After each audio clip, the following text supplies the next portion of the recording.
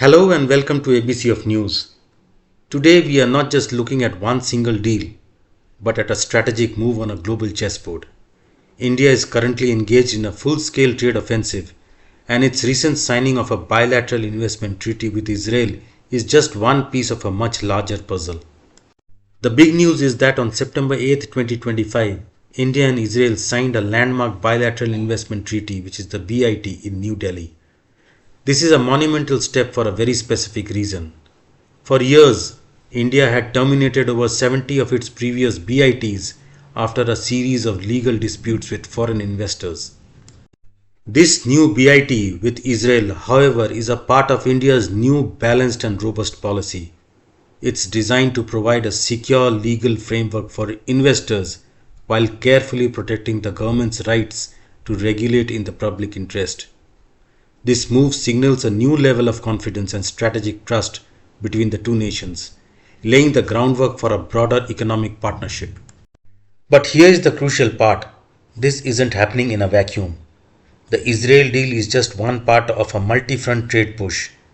India is concurrently working to finalize a similar trade agreement with Oman, with officials indicating the deal is in its final stages. A key benefit of this is strategic access to the Strait of Hormuz, a critical global shipping route. At the same time, talks are progressing with Qatar, a major energy partner. A finalized deal with Qatar is essential for securing long-term LNG supplies and ensuring India's energy security.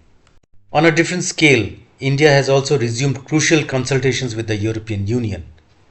This is a particularly complex negotiation, with discussions covering everything from India's high tariffs on certain EU products like cars and wine, to the EU's concern over labour standards and intellectual property rights.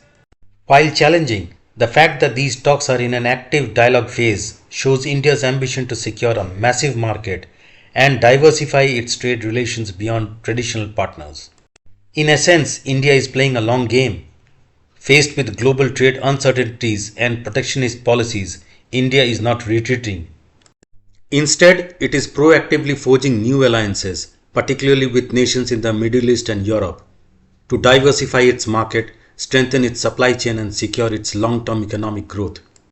This strategic approach directly supports the Make in India initiative, as these agreements can open up new export opportunities and attract foreign investment into domestic manufacturing. This series of negotiations isn't just about reducing tariffs. It is about building a more resilient, reliable, and redundant network of India's economy.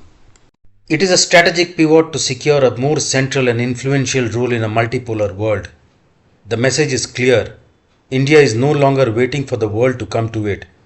It is stepping out, negotiating on its own terms, and strategically building a network of economic partnerships that will define its place in the world stage for decades to come. Share your views in the comments. Don't forget to like, subscribe, and hit the bell icon for more deep dive analysis into global politics. See you in the next video.